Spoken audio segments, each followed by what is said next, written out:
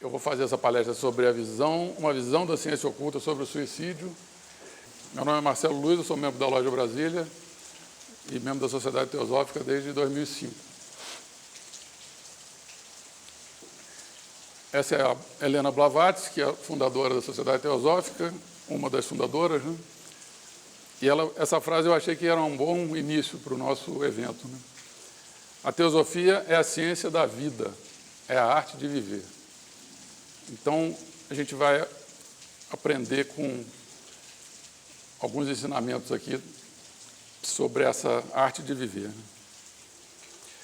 Antes de mais nada, eu tenho começado minhas palestras sempre com essa citação de Siddhartha Gautama, o Buda, que é um critério para a aceitação de ideias, né?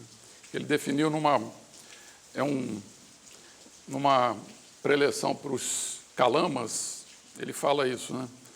Não sigam algo que encontrarem por ouvi-lo repetidamente, nem pela tradição, nem pelos boatos, nem por estarem em uma escritura, nem por suposição, nem por um axioma, nem por um raciocínio ilusório. Nem por uma tendência para uma ideia sobre a qual já ponderou, né? Às vezes você já pensou muito sobre um assunto, alguém vem falar e você, então é isso, né? Nem pela capacidade aparente de outra pessoa, nem por consideração, pois o monge é nosso professor, né? Então, mesmo tendo alguém que seja um professor, a gente tem que questionar, né? E ele vai dar os critérios agora, né? Kalamas, quando vocês souberem por vocês mesmos que essas coisas são boas, não são censuráveis, são elogiadas pelos sábios, e se empreendidas e observadas, levam ao benefício e à felicidade, entrem e permaneçam nelas. Então, é para a gente ficar sempre, chegar à conclusão por nós mesmos, né? Então, suicídio, vidas perdidas por todo o planeta. Essa é uma matéria que saiu no jornal Valor Econômico, agora de outubro, né? Como está a água, Irã Gonçalves Júnior. Então, ele dá alguns números sobre o tamanho do problema para a humanidade, né? O suicídio é a segunda causa de óbito no mundo, entre jovens de 15 aos 29 anos, quer dizer, os mais novos, e a gente vai ver ao longo da palestra que quanto mais novo o suicídio, pior é para a pessoa, né? Então, entre jovens dos 15 aos 29 anos, perdendo apenas para acidentes de tráfego. Na Europa, para a mesma faixa etária, é a primeira causa. Nas Américas é a terceira, suplantada pela violência interpessoal e acidentes de tráfego.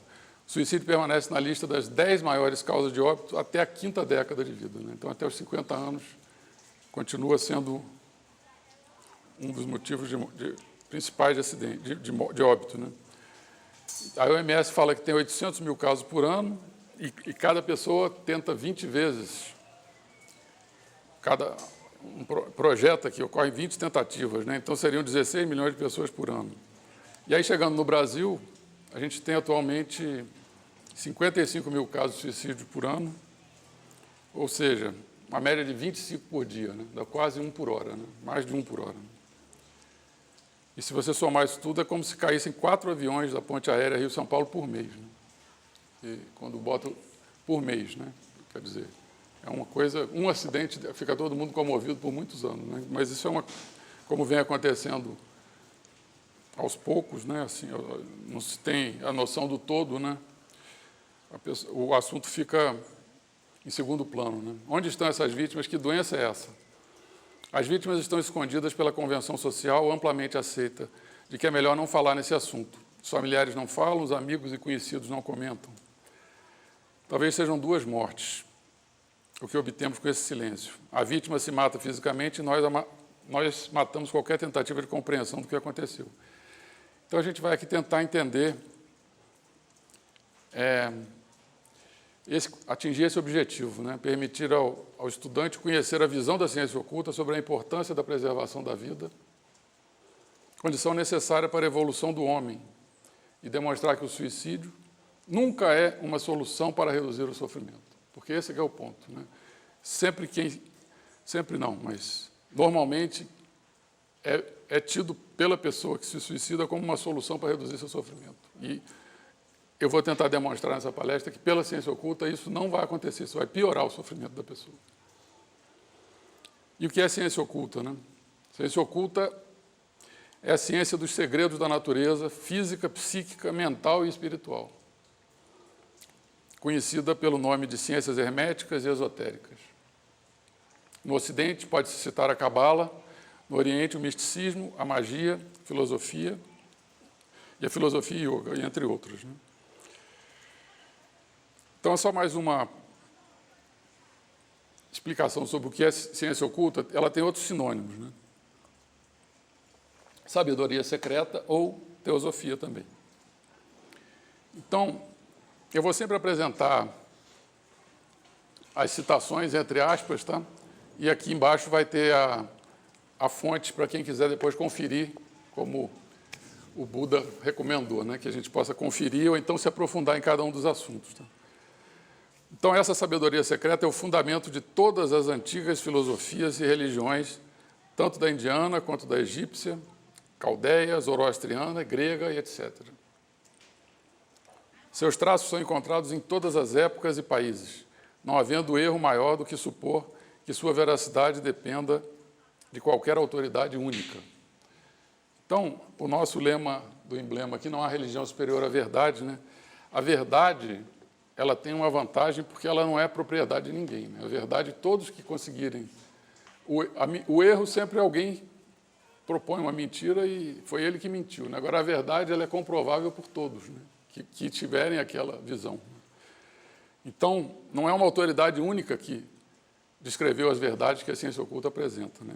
Elas foram confirmadas por dezenas de gerações de adeptos aí em todas essas civilizações. Então, esses iniciados e adeptos formam uma sucessão ininterrupta desde a primeira aparição do homem no planeta, né? Aí aqui tem mais. Isso é uma explicação das chaves de interpretação que confirmam que alguma coisa é verdade, né? Que os adeptos conseguem confirmar por 7 chaves de interpretação. Não é apenas, e a matemática é apenas uma delas aqui, né? Chave numérica, simbólica e geométrica, né? Mas eu não vou entrar nesse assunto, é só para dar uma pincelada que, como eu falei que é a visão da ciência, uma visão da ciência oculta, né? Então, estou citando alguns filósofos aqui, até o próprio Heródoto, Tales, Parmênides, Empédocles, até o próprio Moisés, né? E Jesus passou seus primeiros anos de vida estudando ciência oculta. Bom, as doutrinas teosóficas são um direito inato de toda e qualquer alma humana, isso também eu acho importante, né?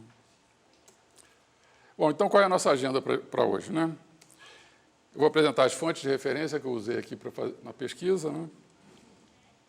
Depois uma rápida explicação sobre a vida, como ela surge, o que é e onde se manifesta. Depois sobre o homem, já a vida, uma visão de todos os reinos, né? Depois a vida humana no ciclo da necessidade. Depois explicar rapidamente a morte natural, qual é o processo que ocorre, e uma investigação sobre a depressão, tida como a causa principal dos suicídios. E esse que, para mim, é o ponto central da palestra. O suicídio nunca reduz o sofrimento humano. Eu acho que essa é a mensagem que, se eu conseguir sensibilizar vocês para essa conclusão aqui, vai valer a pena. E, finalmente, preservar a vida para poder evoluir, né? Então, esse aqui é o objetivo de se manter vivo, é que a gente está num processo evolutivo contínuo. Então, as fontes de referência que a gente vai usar, aqui tem, sendo a doutrina em si mesma o resultado de milênios e milênios de pensamento, não pode deixar de constituir o patrimônio comum dos adeptos de todas as nações da Terra. Foi aquilo que a gente viu já lá, né? Então, a gente vai usar a bibliografia toda da Blavatsky, aqui os 6 volumes de Doutrina Secreta, os 4 de Sem Véu, Chave para a Teosofia, o Esoteric Papers da Blavatsky, onde ela mostra o esquema dos princípios do homem, que a gente vai usar intensamente, os 15 volumes do Collected Writings e esses 2 últimos aqui, textos seletos de Blavatsky, recém-traduzido. Isso foi Tem menos de 3 anos que essa obra foi publicada em Portugal. E as cartas dos Mahatmas, tá? Que se integram como uma luva em tudo que a Blavatsky escreveu, porque são 2 Mahatmas, o mestre Moria e o mestre Kutumi, que escreveram essas cartas e enviaram para o Sinnett, A.P. Sinnett, que era um jornalista inglês que viveu no final do século XIX, na Índia. Esses Mahatmas quem são? São chamados também de mestres ou adeptos, né? O Mahatma é alguém que desenvolveu faculdades superiores e atingiu aquele conhecimento espiritual que a humanidade adquirirá ao longo de inumeráveis encarnações, durante seu processo de evolução. E ele é a floração de sua época e poucos adeptos aparecem durante um século. Né?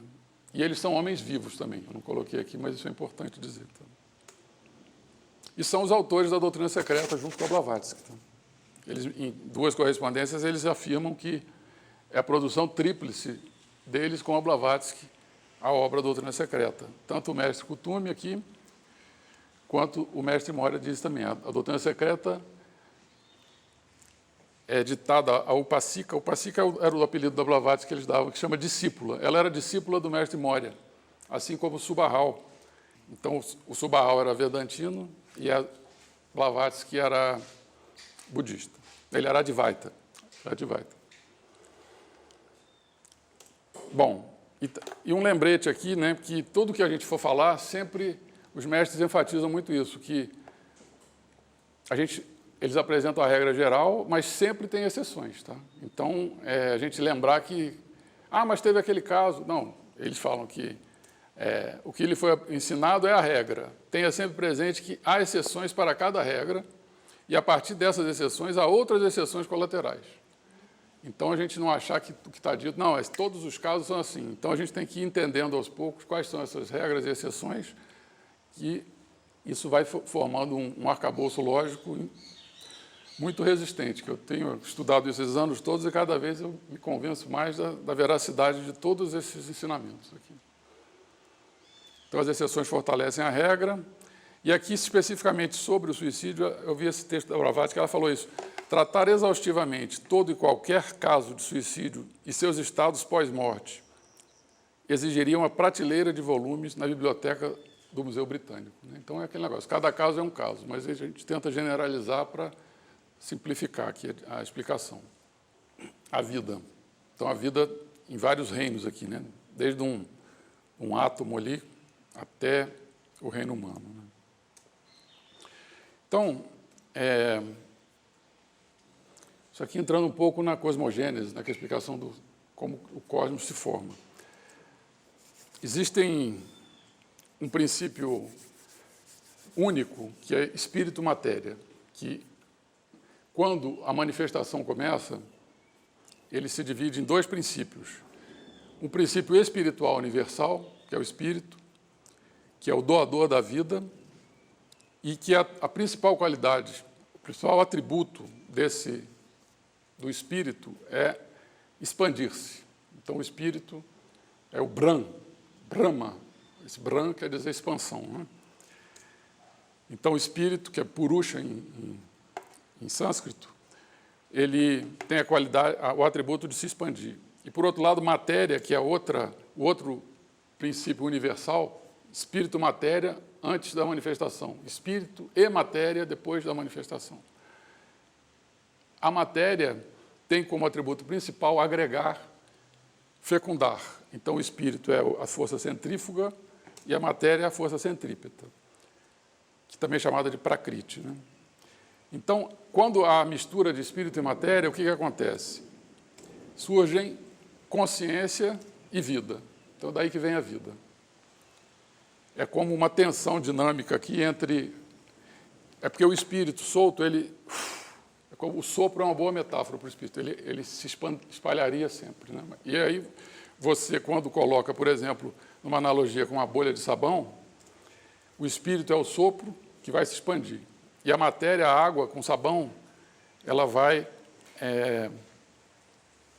Eu tenho um filmezinho aqui que mostra o que acontece quando você sopra uma bolha na neve. Né? Então, a gente vê que, visualmente, a gente enxerga isso seria o arco descendente, o espírito se materializando, vai cristalizando ali dentro, né? Então a gente vê na neve, fica bem didático esse exemplo. Como que o espírito precisa da matéria para ficar retido ali, e ali que a consciência vai vir disso aí, tá?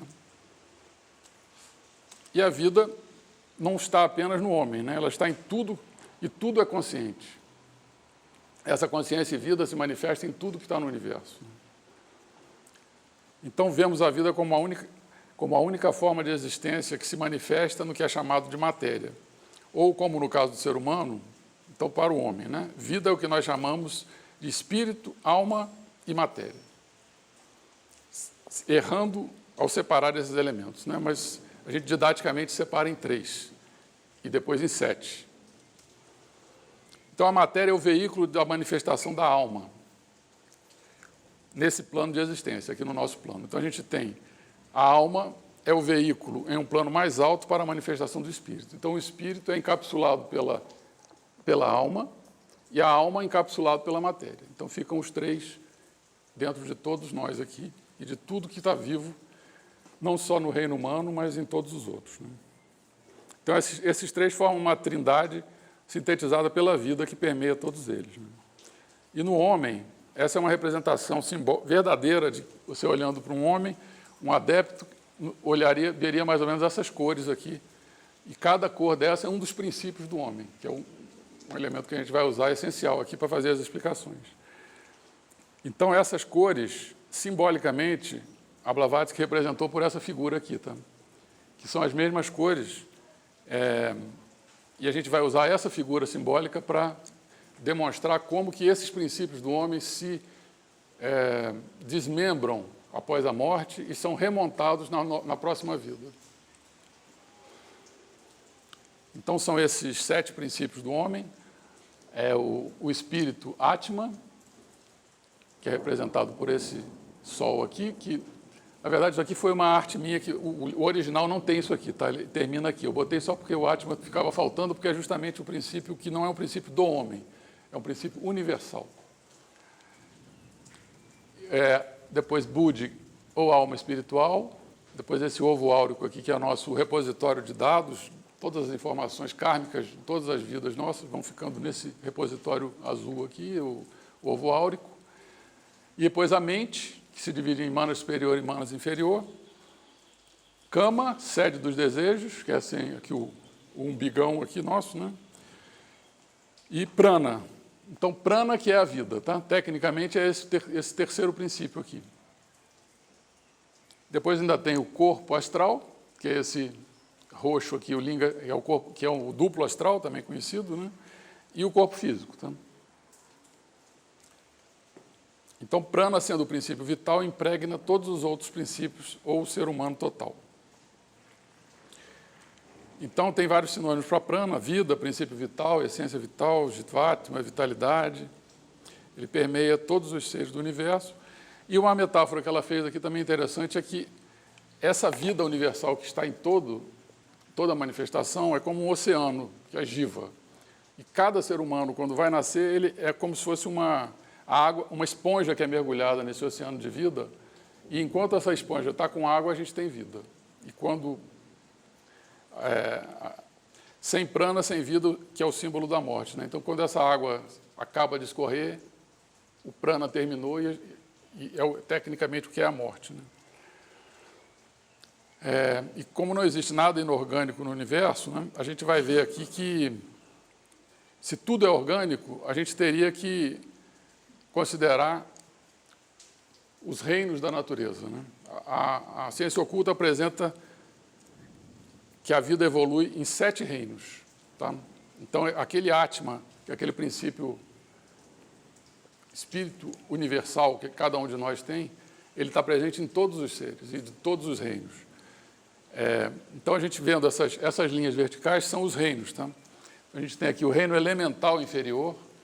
Esses 3 primeiros reinos elementais, eu tenho o elemental inferior, intermediário e superior, são reinos subfísicos, quer dizer, a gente não vê no microscópio, mas existem. E são essenciais para, a gente vai ver sobre cada pensamento do homem, ele se amalgama com esses elementais e vira uma coisa viva.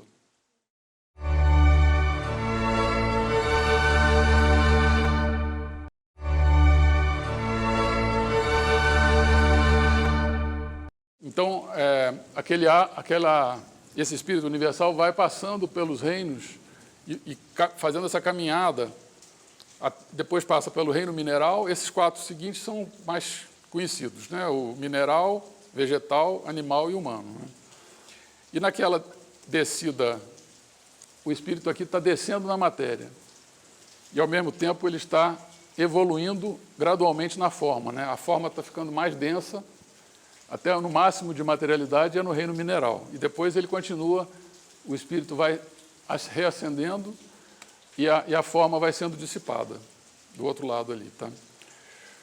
Então, aquele Espírito e matéria, Purusha e Prakriti, à medida que essa essência monádica, ou alma universal, vai evoluindo por esses reinos, o nível de consciência vai aumentando.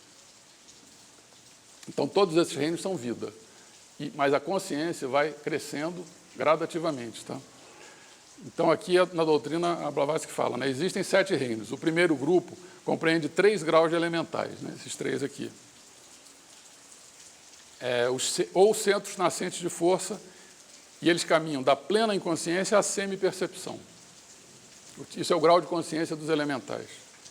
Então, eu botei ali, ó, plena inconsciência, inconsciência parcial, semi-percepção. Os 3 primeiros reinos.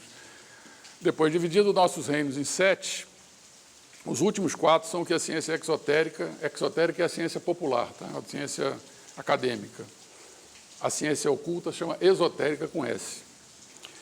Então, a ciência exotérica classifica como 3, porque o reino humano está dentro do reino animal, né? Pela biologia, né? Então, as entidades respectivas desses reinos são divididas por nós em consciência germinal, instintiva, semiconsciência e consciência completa. Então, só no homem que a consciência atinge a consciência completa, mas isso foi um grau crescente, tá? Por isso que, na verdade, quando a gente estuda isso aqui, eu parei de beber depois de ver esse tipo de coisa, né? Uma vez um amigo falou,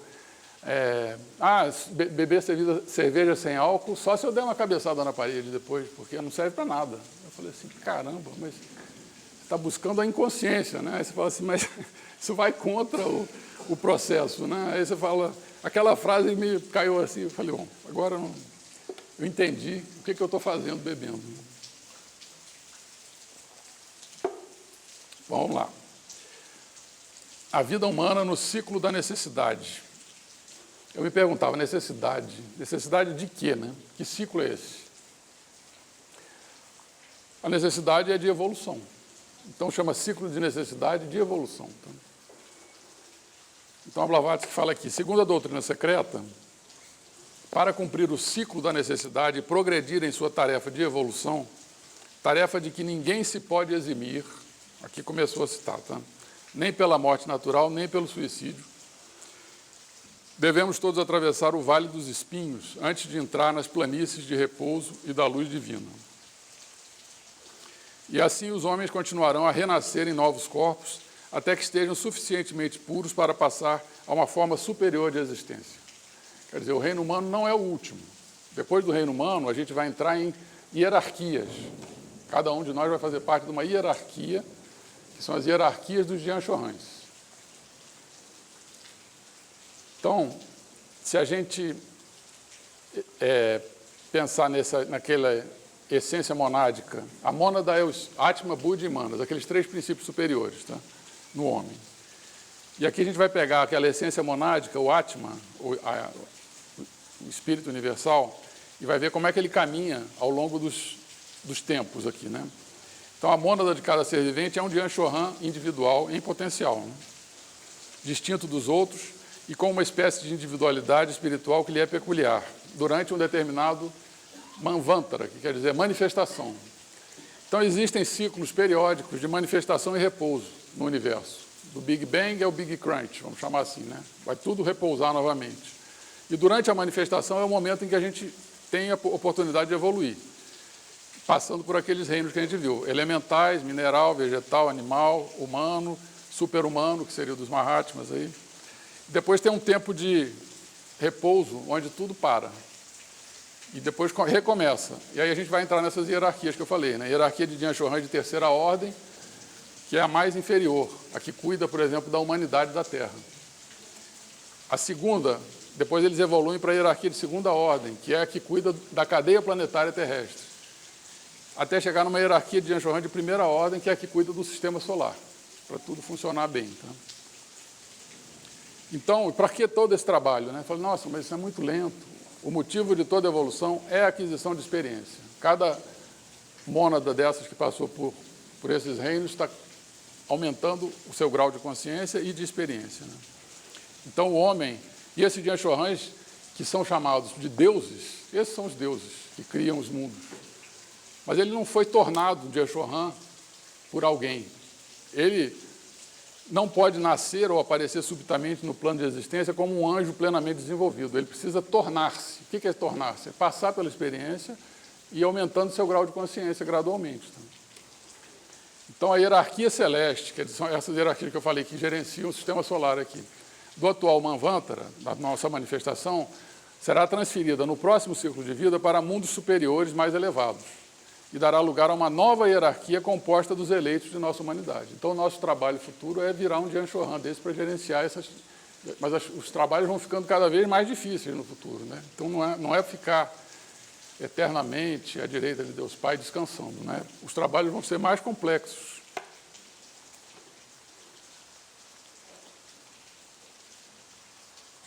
Uma outra manifestação. Né? Bom, aí agora a gente já vai entrar especificamente nos locais onde vai acontecer o pós-morte. O processo de morte, de vida e morte do homem ocorre em 3 lokas, que é um termo sânscrito também, que quer dizer regiões. Então, loka é uma região ou lugar circunscrito. Em metafísica é um mundo. É mais fácil chamar de um mundo. Tá? Esfera ou plano. E, além de ser um mundo, ele é um estado de consciência, simultaneamente. Então, a gente tem aqui a Terra, que eu vou representar em todas as ilustrações daqui para frente, a cor verde. Tá? O Kama Loka, o mundo dos desejos, que vai ficar na cor vermelha.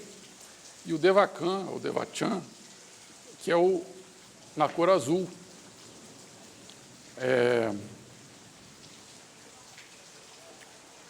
Então, eles são locais por onde cada ser humano vai passar no pós-morte.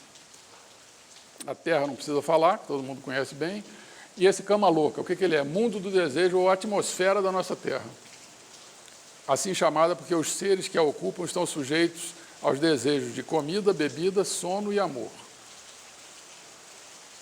E aí, os sinônimos nas outras tradições. Né? É o Hades dos gregos antigos, o Amenti dos egípcios, a região das sombras silenciosas, o limbo ou purgatório. O purgatório a gente conhece, né? Dos católicos romanos, e a terra de verão dos espíritas. Então, o purgatório é esse momento, esse local por onde a gente passa no pós-morte. E o Devakan é o quê? Estado subjetivo de bem-aventurança dos princípios superiores do homem depois da morte do corpo físico. E os sinônimos é o Svarga dos hindus, o Sukhavati dos budistas e o céu dos zoroastrianos e dos cristãos. Só que não é o céu que a gente vai ficar para sempre. A gente vai ver que é um ciclo em que a gente vai passar por ele e voltar. Tá? Então, como é que a gente pode resumir isso?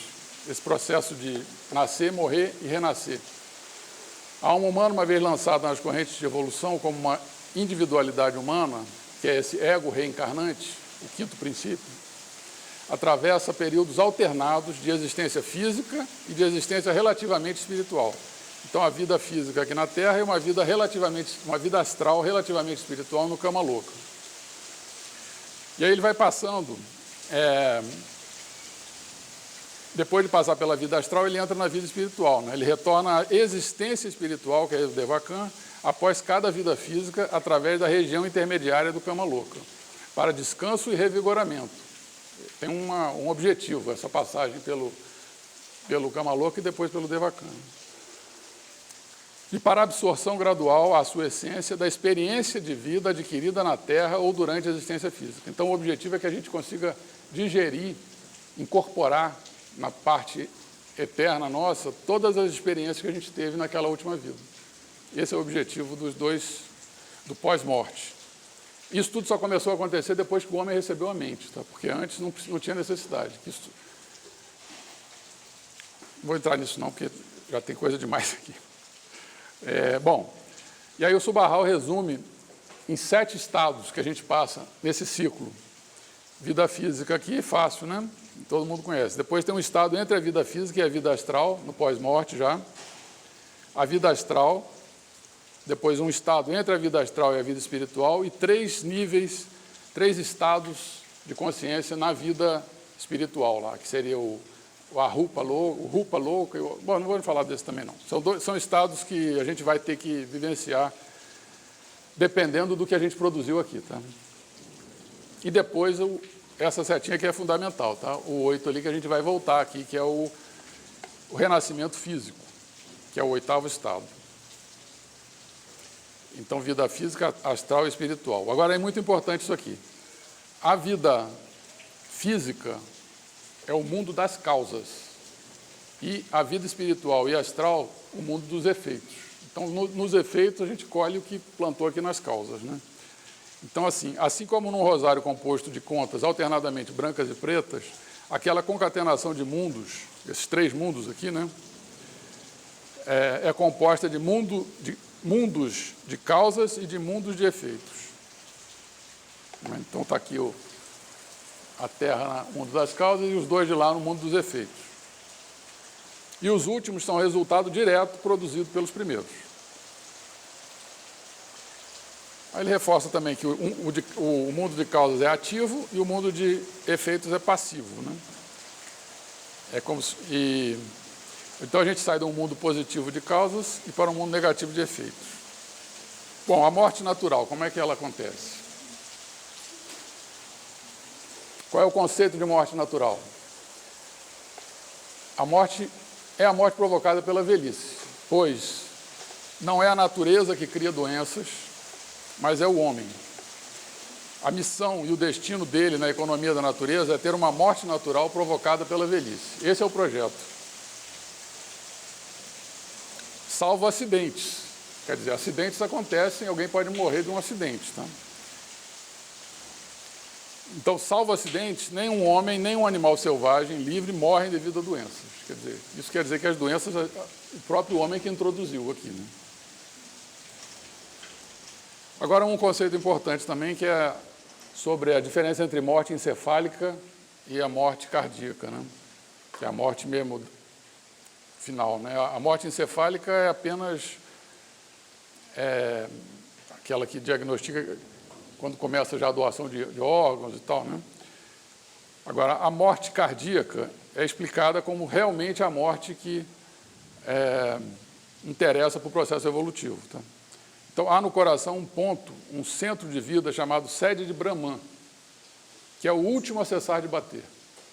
Então, enquanto essa sede de Brahman não para de bater, você ainda está vivo, quer dizer, você ainda está nesse processo de transição entre a vida e a morte. Então, esse ponto no coração é o primeiro centro vital que funciona no feto e é o último que morre no organismo. Então, é como se fizesse uma conexão ali. Então, quando o coração humano começa a bater, que eu acho que eu tirei essa transparência aqui, acho que é por volta de 20 dias, é que a vida está ancorada naquele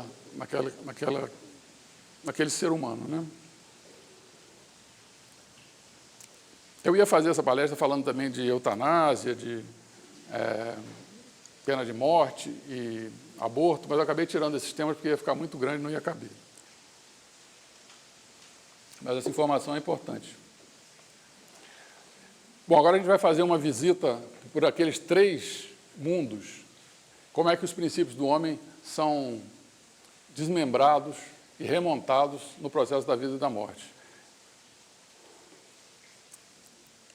Então, a gente, considerando aqui um homem vivo, né? Então, a gente está aqui na etapa 1, tá? A gente está vivo aqui na Terra com todos os nossos princípios, né? Então, etapa 1. No ser humano vivo, na Terra, os 7 princípios estão todos agrupados, quer eles estejam em estado de vigília, de sono ou em estado alterado de consciência. Em qualquer desses casos, a gente está completo aqui com os 7 princípios. Etapa 2, princípios do ser humano imediatamente após a morte. O que acontece? Esse processo pode durar alguns momentos, horas, dias, semanas, meses ou anos. É aquele caso da... Cada um tem um caso, né? Dependendo de cada pessoa.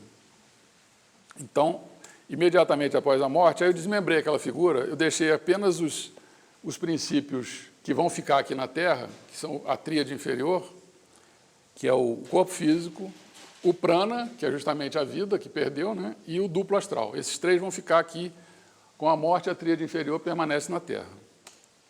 E o quaternário, os outros 4 princípios, sobrevive no Kama Loka. São os 4 princípios superiores. Tá? Eu desmembrei ele também numa figura didática aqui apenas. Tá? O 4º princípio, Kama, o 5º, Manas, o 6º, Buddha e o 7º, o Atman. Vão para o Kama Loka. E vão passar uma temporada ali, tá? Nesse purgatório, para a tradição cristã. Né? Então, na terceira etapa, os princípios do ser humano, aí vai acontecer uma luta mortal, que o mestre usa entre aspas, pela quintessência de Manas, da mente. O melhor que a gente produziu durante aquela última vida, todos os pensamentos altruístas que a gente teve, tudo de bom que a gente pensou, é disputado pelos princípios, o 4º aqui, que é o Kama, e o 6º, que é o Buddha. Então, ocorre essa luta mortal pela quintessência. Quintessência é aquilo que há de melhor numa coisa, né? Isso acontece pouco antes da segunda morte. Ó, outro conceito importante. Segunda morte, o que é a segunda morte? É quando essa entidade, também é outra coisa importante. Quando a gente está aqui com os 7 princípios, a gente é um ser humano. Depois passa a se chamar de entidades. Tá? Então, quando já separou, não estão mais os 7 princípios, aqui a gente tem já uma entidade aqui e uma entidade aqui. E agora vai ter uma outra entidade que vai, quando tiver a segunda morte, a entidade se separa, deixa aqui. Mas deixa eu voltar um pouquinho aqui, que eu acho que eu avancei demais. A luta mortal entre as 2 e aqui, bom, 4ª etapa, né? Casos normais. Casos normais também, porque tem exceções, tá? Que eu não vou entrar nelas aqui. Os princípios do ser humano após a segunda morte, ou seja, após a luta mortal pela quintessência da mente, que foi vencida por Buddha, que é o 6º princípio. Então, aquele lá, o normal é acontecer isso, tá? Os nossos princípios superiores vão ganhar essa luta mortal e vão entrar com aquela quintessência do que a gente produziu na última vida no céu ali, tá? Então, ali, ó, a dualidade superior venceu a luta mortal e levou tudo de bom que a gente produziu para incorporar no que a gente é, para todas as vidas seguintes. Então, tem a metáfora do colar de contas, né, de pérolas. Cada vida é uma pérola que vai sendo colocada e depende você pode ter vidas que você faz um perolão ou uma perolinha, né, dependendo do que você produziu aqui no mundo das causas. E aí, aquela entidade ali vai ficar uma temporada no Devachan. Então, nessa etapa, simultaneamente, há princípios do homem que morreu em 3 lokas. Né? Tem aqui os 3 primeiros, que eu já botei ali meio sendo decomposto, né? E aqui tem outra dualidade que também deve ser decomposta, se tudo correr bem. E aquela lá é a parte eterna nossa, tá? São os princípios superiores. Então, a entidade devacânica, o ego, entra em samadhi akáshico no Devachan. E aí, nos casos normais, esses princípios superiores do ser humano permanecem no Devachan em gestação espiritual durante 1000 a 1500 anos. Enquanto os princípios Kama e Manas inferior são dissolvidos no Kama Loka em aproximadamente 100 a 150 anos. Então, tem aqui uma 10 para 1 aqui, né? A chance de o 4º e o 5º princípio ficam aqui para ser dissolvidos, mas vão ser dissolvidos, mas vão retornar como elementais humanos, que são as tendências nossas para as outras vidas. Tá? Isso tudo a gente gerou, então a gente vai ter que carregar até conseguir dissolver. Tá? Então, nos casos normais, 1000 a 1500 anos após sua... Peraí, deixa eu ver. Tá certo. 1000 a 1500 anos após sua entrada no Devachan, os princípios superiores do ser humano preparam-se para sair para a próxima encarnação, enquanto os princípios inferiores, Kama e Manas inferior, foram dissolvidos no Kama Loka ou transformaram-se em elementais humanos ou tânricos. Então, essa frase é a frase-chave da explicação. O karma com seu exército de Skandhas, aguarda o ego no limiar do Devakan. O que quer dizer isso? O exército de Skandhas são as tendências nossas, que justamente tudo que a gente produziu na última vida foi dissolvido e virou Skandhas, tendências. Tá? E quando a parte espiritual sair lá de cima, os 3 princípios superiores saírem, eles vão ser remontados com essas tendências que a gente tinha na vida anterior. E remonta os 7 princípios para a vida seguinte. Tá?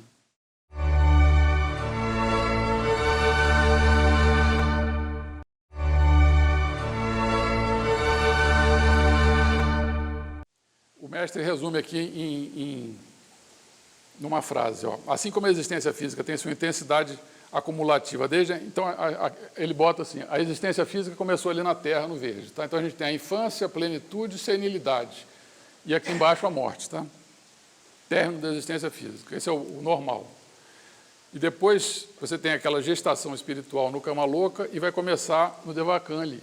Início da existência espiritual, vai ter uma palpitação da vida psíquica, plenitude, semi-inconsciência, gradual esquecimento e letargia, total esquecimento daquela vida espiritual e uma gestação física agora para a gente voltar aqui. Tá?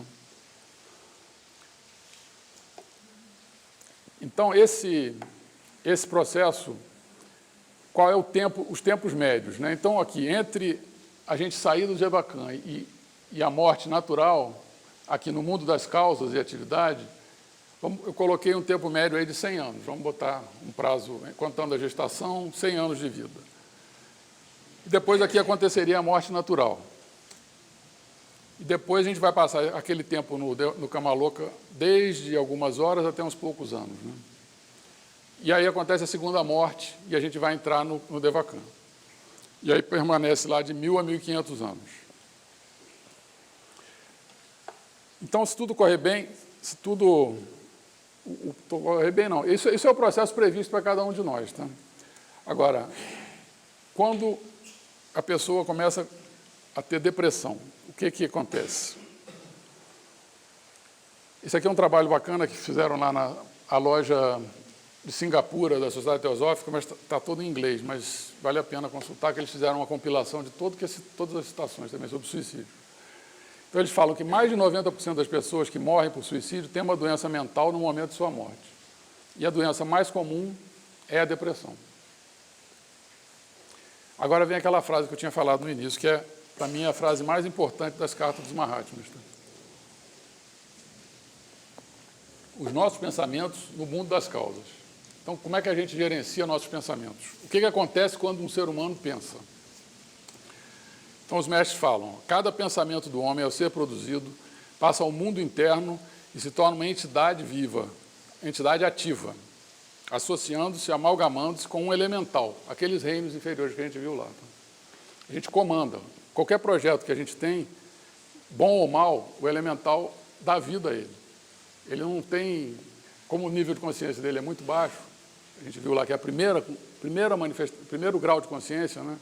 Ele acha que a gente aqui, humano, pensando, isso é coisa boa, vamos fazer. Né? Então, se você tem pensamentos negativos, ele vem construir. Se é pensamento positivo, ele vem construir também. Então, nossos pensamentos se amalgamam com esses elementais, e ele fala, isto é, com uma das forças semi-inteligentes dos reinos, né, daqueles 7 reinos. Amalgamar, o que é? É misturar, fundir ou mesclar. Né? Então, nosso pensamento vai ficar fundido com o elemental. Tá? Então, e aí a gente pensar numa coisa, esses pensamentos, ele sobrevive como cada pensamento nosso sobrevive como uma inteligência ativa, uma criatura gerada pela mente.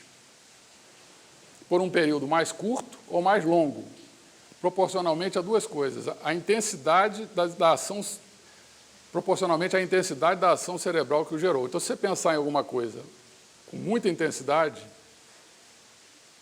você vai criar um pensamento amalgamado com o elemental que vai sobreviver mais tempo.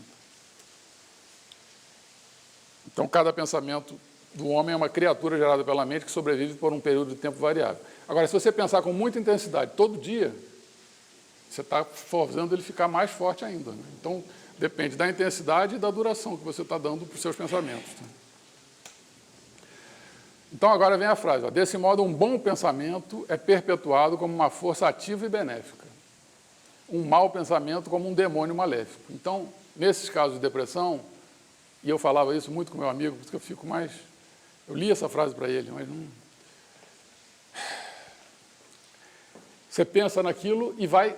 E ele era a pessoa mais intensa que eu já vi, era muito intenso em tudo que pensava, né? Então, você fica pensando naquela... planejando pensamentos destrutivos, né? E isso vai se amalgamando e vira uma criatura que interage com você. Assim, o homem está constantemente ocupando sua corrente no espaço com seu próprio mundo, um mundo povoado com a prole de suas fantasias, desejos, impulsos e paixões. E aí, esse nosso conjunto, o ser humano com os seus pensamentos aqui todos amalgamados, isso interage com outras pessoas, tá?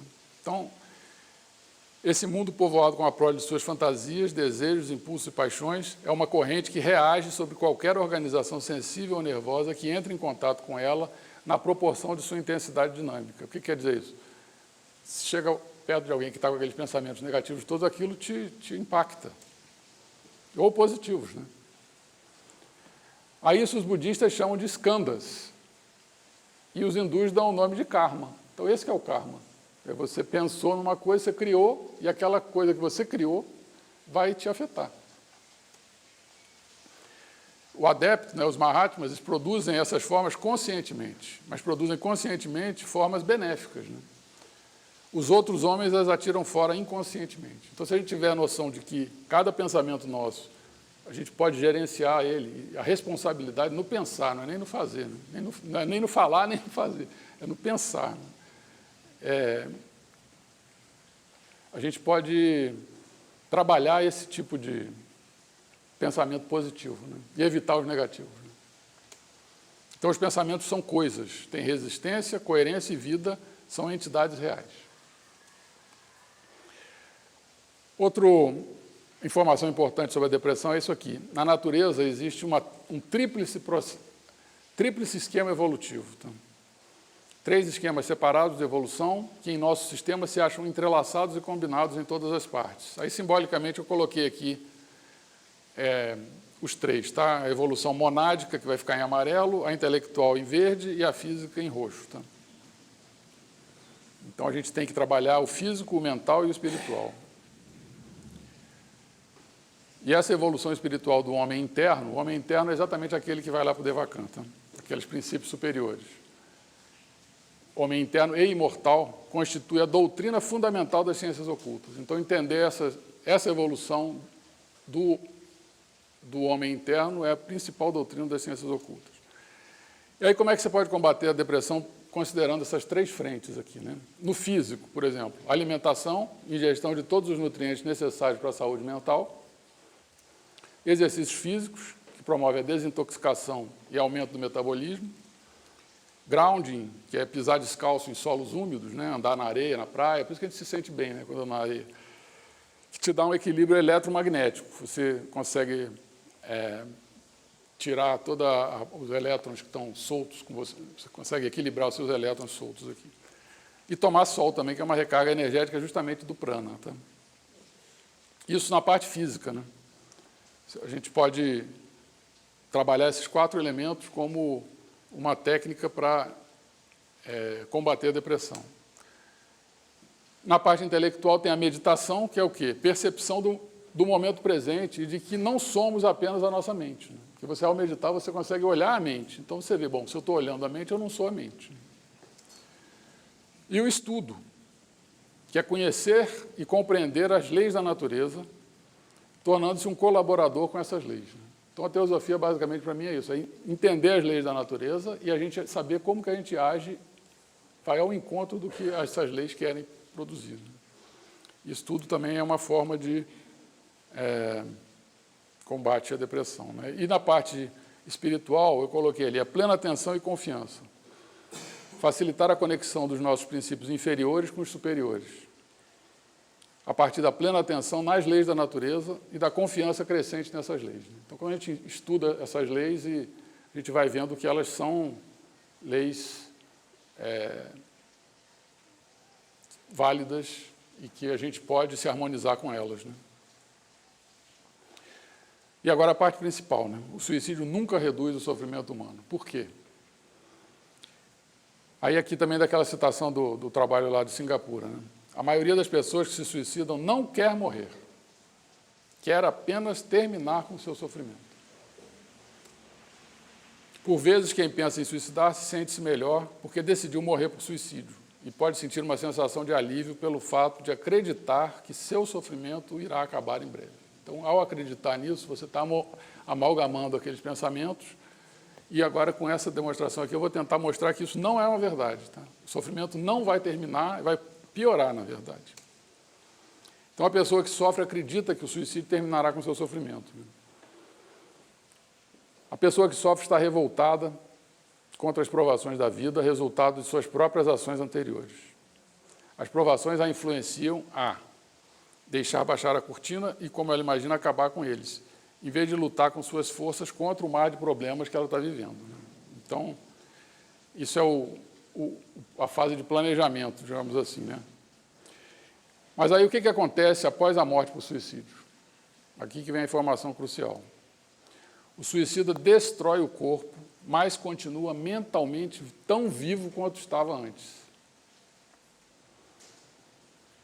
Ele teria um final de vida determinado por uma intrincada teia de causas anteriores que o seu próprio ato deliberado não pode encurtar. Então, esse prazo determinado, o que é esse prazo determinado? Não é que você tem uma data de morte já definida. Isso é como atualmente tem aí a epigenética, né? Dependendo do seu estilo de vida, você vai ter uma vida que não depende só dos seus genes. A epigenética é além da genética, né? Então, você vai configurando a quantidade de vida que você tem pela frente, né? E se não, você tem, por exemplo, você está com 50 anos e levando uma vida destrutiva, né? Que vai morrer. Aí você está ali já daquele jeito, fumando desbragadamente e tal, você vai morrer, sei lá, com 70. Agora, se você muda o seu estilo de vida, você passa, né, eles falam até disso, ganha alguns anos de vida e tal, né? Então, você tem um outro prazo previsto, né? Então, esse seria esse final de vida determinado. Essa teia de causas seria essa, né? Então, até esse final de vida determinado, devem-se esgotar todas as areias, aí vem com essa metáfora da ampulheta ali, né? Todas as areias designadas para ele. Você pode apertar e esmagar a metade inferior da ampulheta, de modo que a areia impalpável que cai da parte superior seja dissipada pelas correntes de ar que surgem, conforme ela desce.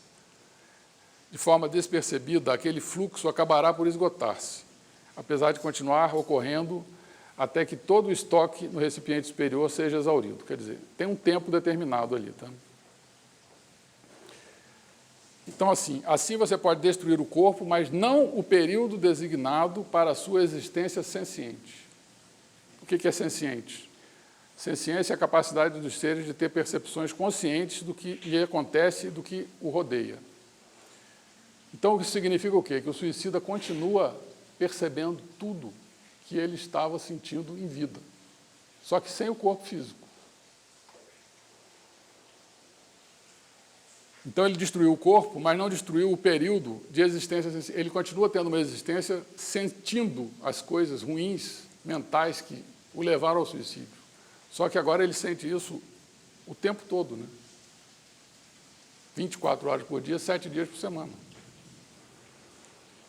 Então, você pode destruir o corpo, mas não o período designado para a sua existência senciente, período predestinado, porque é simplesmente o efeito de um plexo, de um conjunto de causas, a ser interrompido antes da dissolução da personalidade.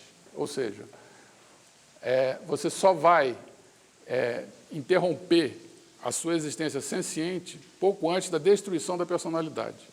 E isso deverá ocorrer apenas no período designado. Vamos ver como é que acontece isso. Então, você vai ter anos adicionais de vida consciente no cama louca quando se suicida. E aqui os mestres explicam como é que isso acontece, né? As causas que produzem o novo ser determinam a natureza do karma são, primeiro, ânsia ou desejo de existência sensível. Segundo, a realização ou consumação daquele desejo. E o médium ajuda ambos a despertar e a transformá-los em nada mais que um elementário, seja ele um suicida ou uma vítima de acidente. Elementares são essas cascas. É aquela parte que fica no cama louca depois que a parte superior sobe, tá? Sobe para o Devakan. Aí, de novo, a regra é que uma pessoa que tem uma morte natural permaneça desde algumas horas até uns poucos anos dentro da atração da Terra, isso é no cama louca. Mas há exceções, no caso dos suicidas e daqueles que têm uma morte violenta em geral.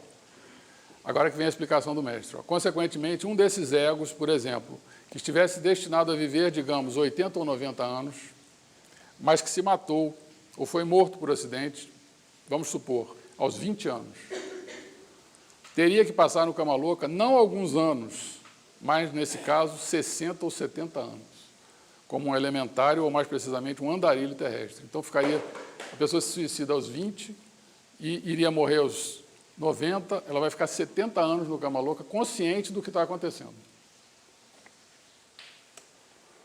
Então, como é que são os tempos médios em cada mundo? Aqui no mundo das causas e atividades, no caso do suicídio, como é que acontece? Você tem aqui, então, os anos de vida na Terra até o suicídio, né? Nasceu e, aqui, morte por suicídio. E depois, o que acontece? Eu vou deixar esse período aqui para mostrar depois, tá? Vai ter desde algumas horas até uns poucos anos no cama louca, o processo normal continua. E depois, depois da segunda morte, os 1.000 a 1.500 anos no Devakan.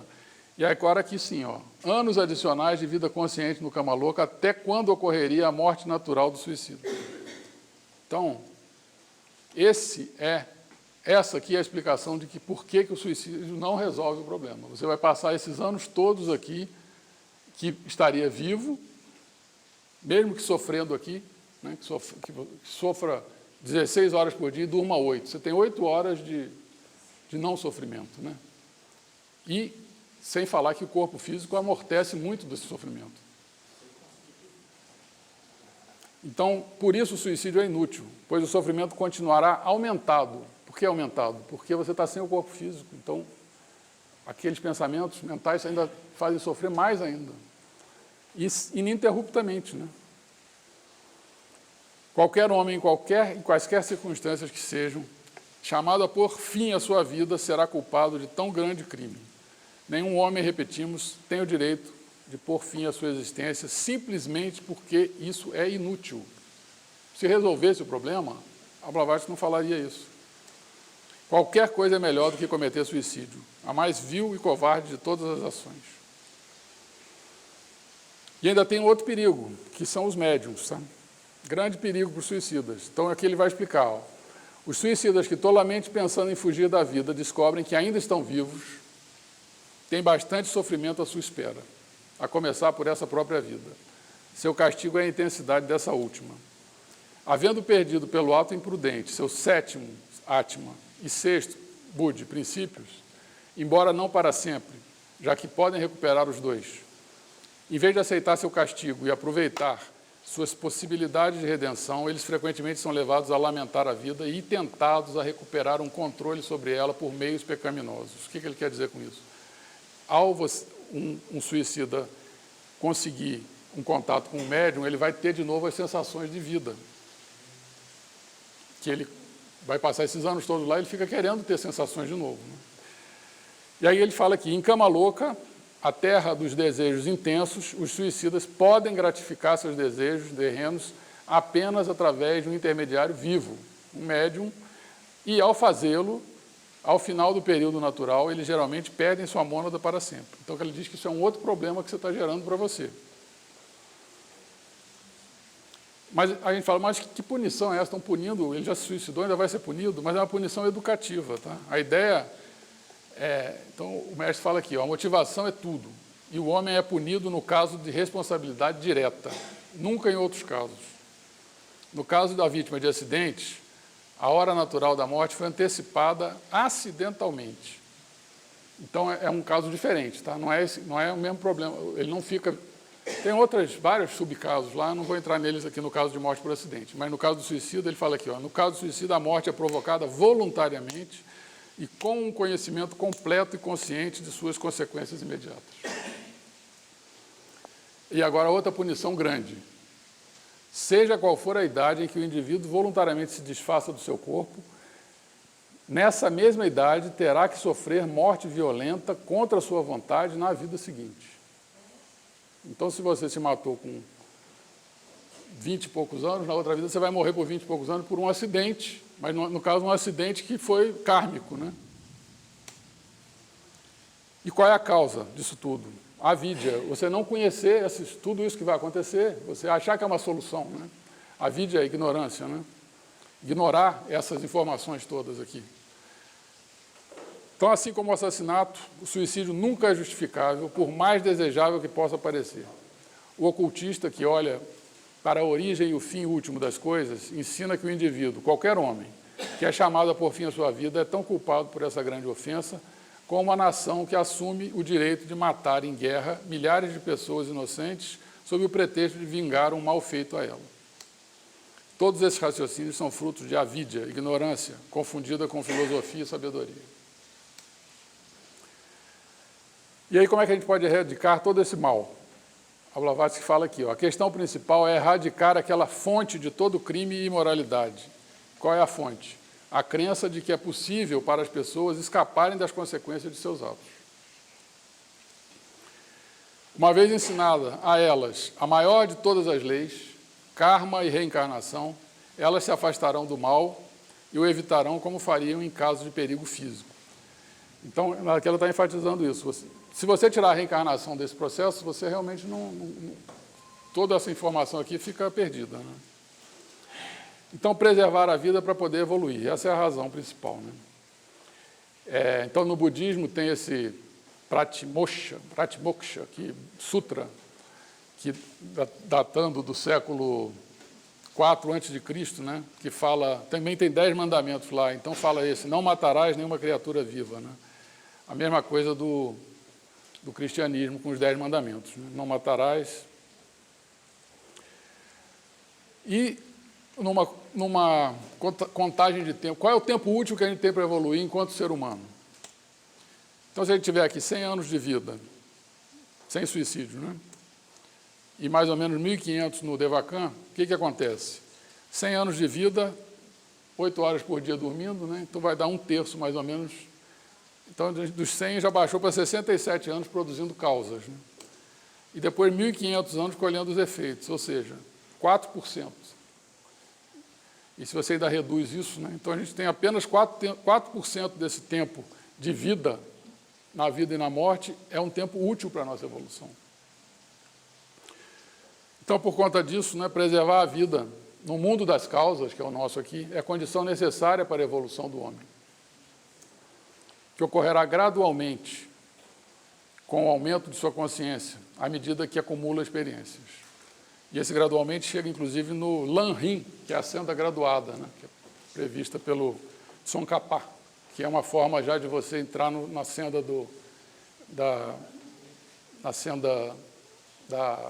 dos adeptos, né, da senda oculta. Então, é isso aí. Obrigado.